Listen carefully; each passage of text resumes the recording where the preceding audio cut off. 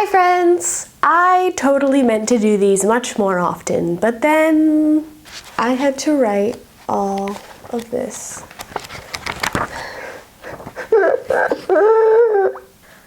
When I studied abroad, I thought that the studying to abroad ratio would be a little less than it was. Nope, you still gotta do homework when you're abroad. Don't let them trick you.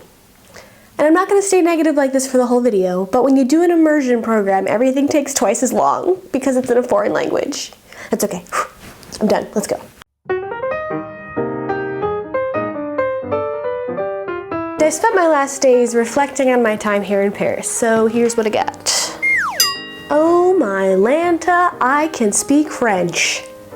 It's not perfect, it's not 1000% always correct, and every once in a while there's a specific subject or with a set of vocabulary that I'm unfamiliar with and I get a little lost in a conversation. I've asked questions to strangers, I've answered questions by strangers, I've had casual conversations at parties, I've dealt with bureaucracy, I've asked my professors questions, I've made meaningful relationships, all in a foreign language. And since coming here, it's as if I've grown this whole other section of my brain. Like it's no longer necessary for me to hear something in French, think about what it means in English, think about my response in English, and then translate it and say it back. It's like, it comes right in and then it comes right out. And English is just, it's over there having a cup of tea. I'm so happy with all the progress I've made and how beautiful it feels to speak French and to be able to understand it. And I'm just thrilled with the fact that I was able to come here and finally put all of those years of classes into practice. The times when I felt the most confident about my French level was when I traveled to countries where I knew nothing of the language, because my French is a million times better than my Spanish, German, Danish, Polish, Arabic, Dutch. Traveling alone is fun! Sometimes. I dealt with challenges that I'd never have to deal with in the States, and they all forced me to be adaptable and receptive and humble. I think for that reason it's important to travel, but also maybe to travel alone for a little bit. It's important to find out who you are when you're alone and to really be able to focus on the things that you want to do. It helps you with all that finding yourself stuff. I traveled alone for a good portion of the semester, and yeah, sometimes I got really lonely. But then there were all these other times when I realized there's stuff I wouldn't have done if I was traveling with another American. For example, I went to Amsterdam, and for me, it was super important to me that I go visit the Anne Frank house. And if you don't buy entrance tickets months and months in advance, you have to wait in this super long line.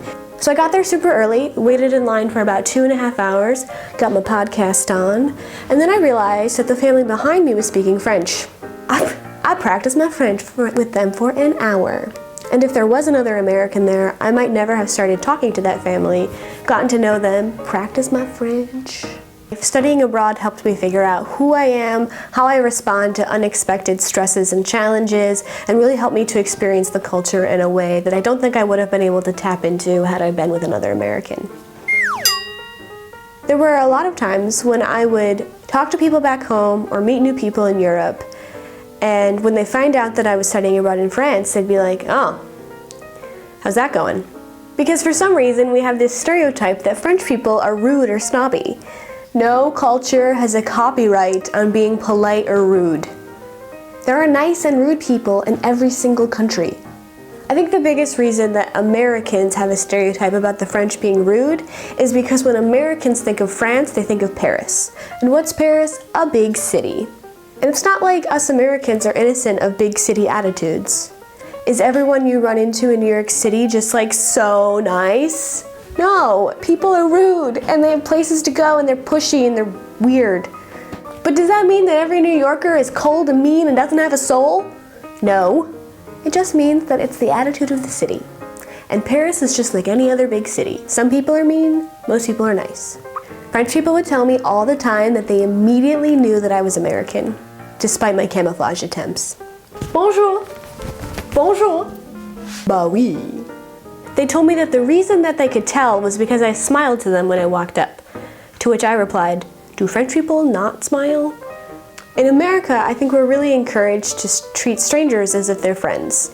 You smile a lot, you greet them really warmly, you make a joke, you try and be casual. And it's okay if you don't see them again, because you just be friendly to the next batch of strangers. That's just the way that we are. We like to be warm and friendly to everybody that we come across.